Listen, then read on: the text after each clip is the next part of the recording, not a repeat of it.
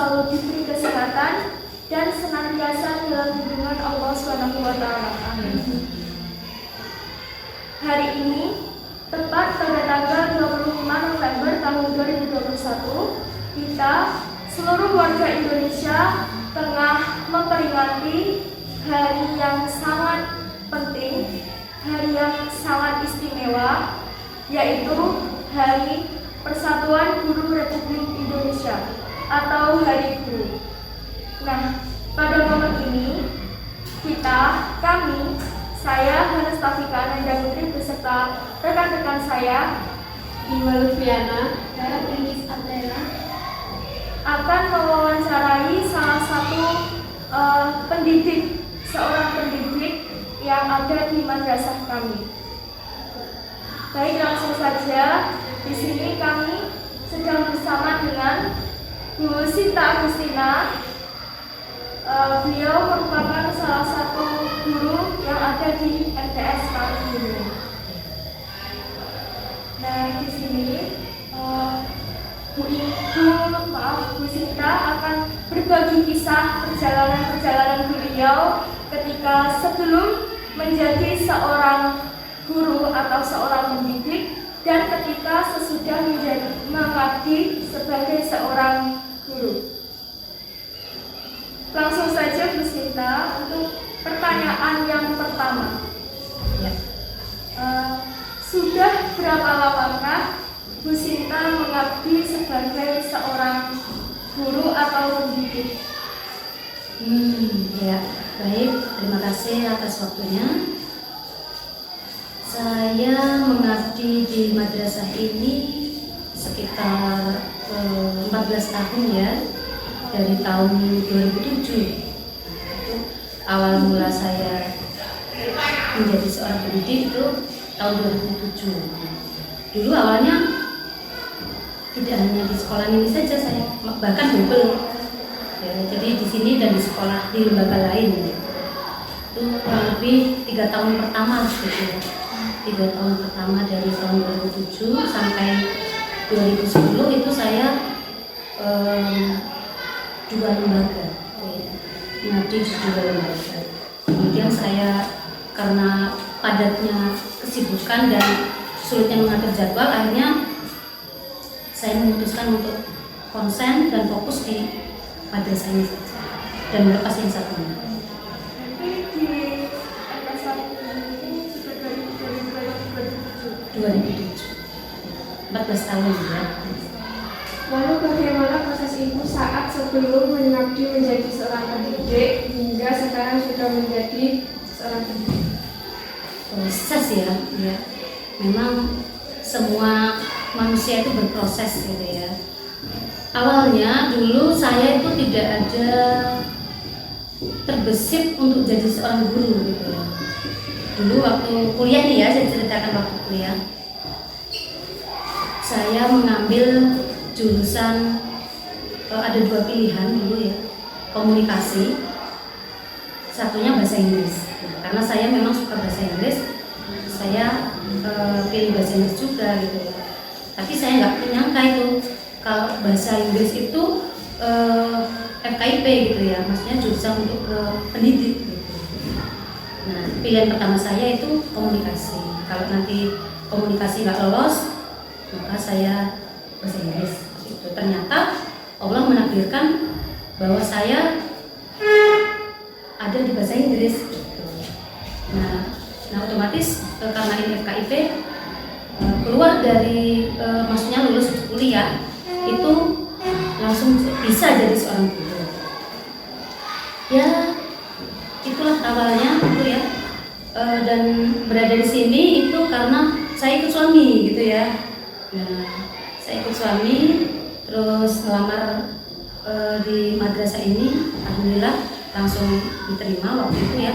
Memang awal-awal tidak sesuai dengan jurusan saya gitu ya, tapi namanya juga belajar ya, berproses.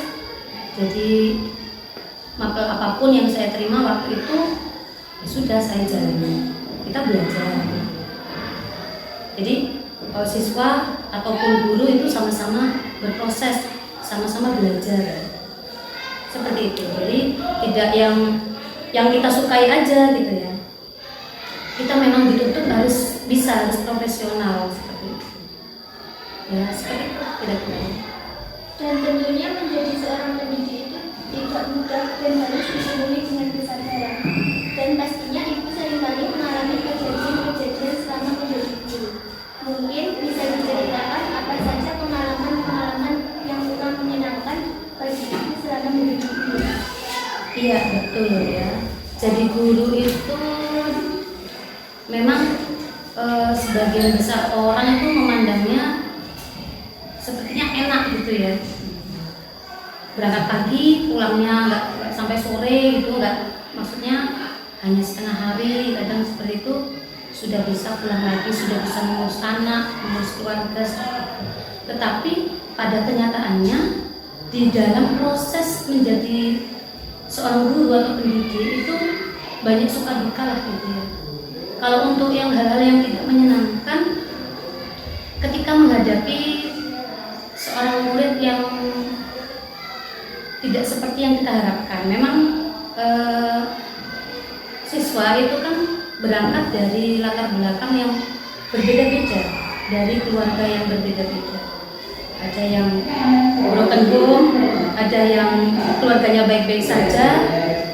Itu lebih menyenangkan gitu ya, karena mereka mendapatkan perhatian dari orang tua. Nah, ketika kita menghadapi anak dengan kondisi berangkat dari latar belakang yang kurang menyenangkan atau keluarganya bermasalah, itu akan sulit sekali, karena mereka juga harus membagi waktu, membagi pikiran ya antara sekolah dengan keluarga yang keadaannya seperti itu gitu. Nah ini yang perlu Bapak Ibu guru butuh kesabaran, ketelatenan untuk menghadapi. Jadi ya kita perlu kesabaran lah gitu. Kita rangkul siswa itu gitu. Kita tanyai, kalau bisa kita beri saran seperti itu. Ya, insya Allah selama ini ya alhamdulillah lancar lah gitu ya, maksudnya berjalan dengan lancar menghadapi anak-anak yang seperti itu, selalu diberikan jalan dan solusi. Pengalaman yang menyenangkan maksudnya hebat sekali. Yang menyenangkan iya, tentunya dikenal di mana-mana gitu ya, baik yang masih proses belajar ataupun yang sudah alumni gitu. Ketika ketemu di jalan itu disapa seperti itu menyenangkan sekali itu ya. Apalagi melihat alumni-alumni yang masih melanjutkan terus atau bahkan sudah sukses menjadi seorang yang apalah gitu ya, yang sukses, itu senang sekali. Dan yang menyenangkannya lagi ketika kita sebagai seorang pendidik atau guru itu mengalami masalah di rumah atau sedang ada pikiran seperti itu, kita bisa kalau pergi ke sekolah jadi lupa gitu ya dengan masalah yang di rumah misalnya seperti itu hal yang menghibur sekali menurut saya gitu.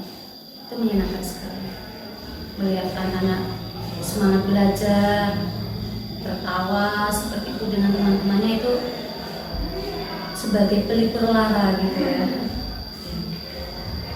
Kalau kesannya apa saja? Kalau kesahnya menjadi seorang pendidik. Kalau kesannya yaitu menghadapi anak-anak yang bandel, ketika diberi tugas tidak mengerjakan, diberi PR itu juga tidak mengerjakan, sudah diterangkan, bilangnya paham, ketika diulas lagi ternyata nggak bisa apa-apa. Nah itu aduh gitu ya. Nah itu sangat tidak menyenangkan ya. Iya.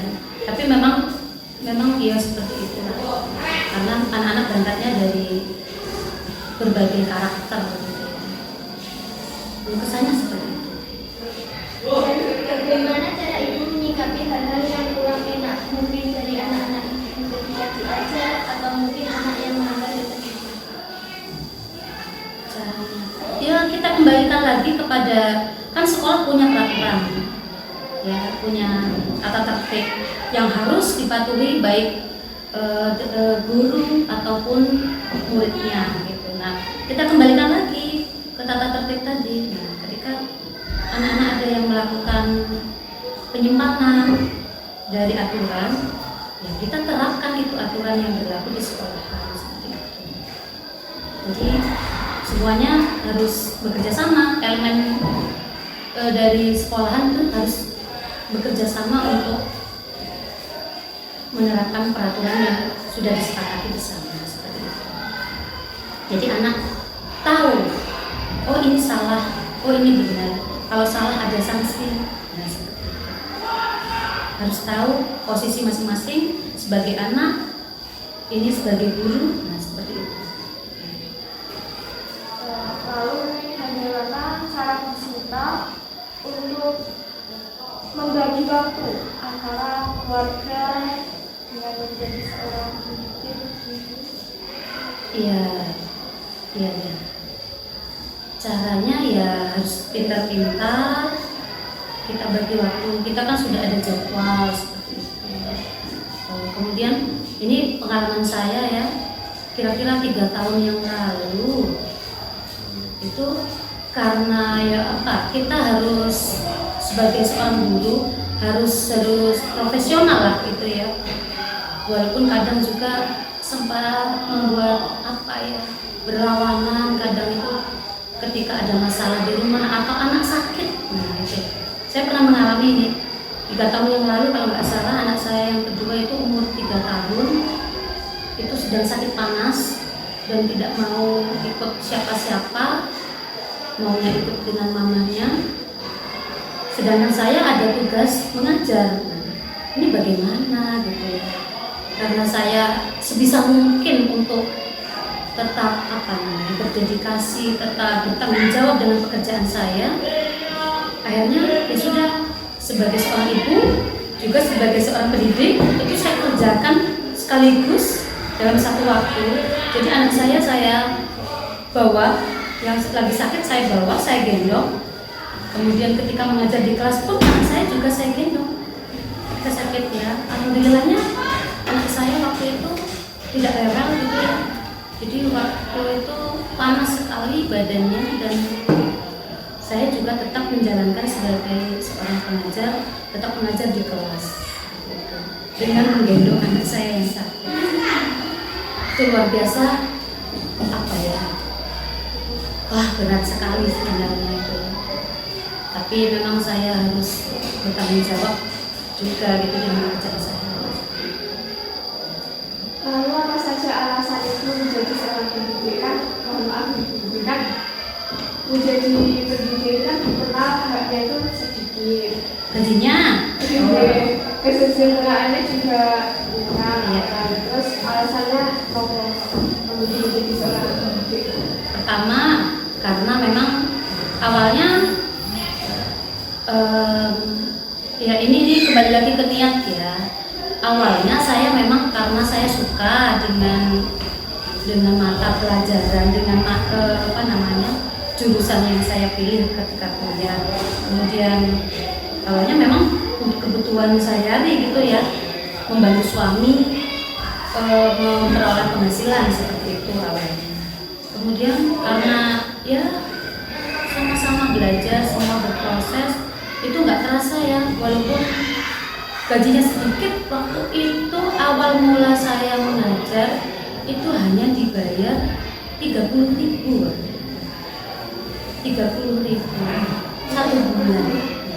satu bulan 30.000. Saya waktu itu ya tidak memperhatikan gajinya gitu ya. Ya walaupun ketika berangkat sekolah itu harus ada drama dengan anak saya di rumah, mau berangkat itu anak nggak mau ditinggal seperti itu. Cuman ya saya terus aja gitu. saya nggak memikirkan gajinya. Memang kalau orang pikir itu kan sekarang ini kesejahteraan guru mulai diperhatikan. Nah orang-orang taunya ya ini enak jadi guru, pulangnya nggak sampai sore tapi dapat gajinya gini. Padahal kan di prosesnya itu juga harus memenuhi administrasi, masa kerja seperti itu tuntutannya seperti itu. Jadi seorang guru itu bukan hanya ngajar di kelas terus pulang, besoknya ngajar lagi terus pulang, enggak. Tetapi juga dituntut, walaupun dikasih kesejahteraan, kita dituntut administrasi seperti menyiapkan rencana pembelajaran, administrasi yang lain lah itu program pemerintah seperti itu. Jadi kalau dipikir-pikir kalau ngurusi administrasi itu nggak akan bisa untuk ngajar waktunya. Jadi harus pintar-pintar mengatur waktu juga. Dan memang gajinya memang nggak seberapa gitu. Ya, lebih rendah gitu ya dari pekerja pegawai penjaga toko itu lebih rendah sebenarnya. Karena kan gaji guru dihitung per jam makan. Jadi ya diniatkan saja. Rezeki itu sudah ada yang ngatur ya.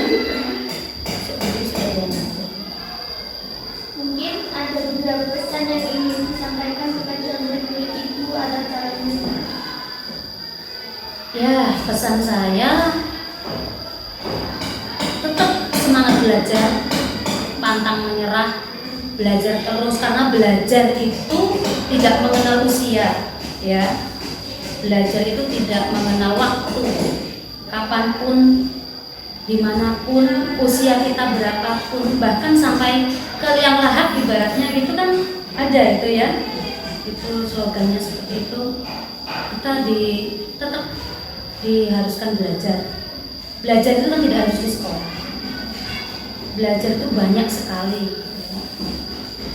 Ilmu pengetahuan, belajar tentang kehidupan, tentang alam, itu juga belajar. Semuanya berproses. Seperti slogan dari Ki Hajar Dewantara itu kan setiap orang menjadi guru. Karena ini hari guru ya, maka menurut Ki Hajar Dewantara itu setiap orang menjadi guru, setiap rumah menjadi sekolah. Jadi semua orang itu sebenarnya bisa berperan sebagai seorang guru, terlepas dari atribut ijazah atau kedudukan sebagai seorang guru yang asli gitu ya. Dan orang tua di rumah pun juga bisa disebut sebagai seorang guru. Dimanapun, siapapun itu belajar ya harus terus belajar, berproses.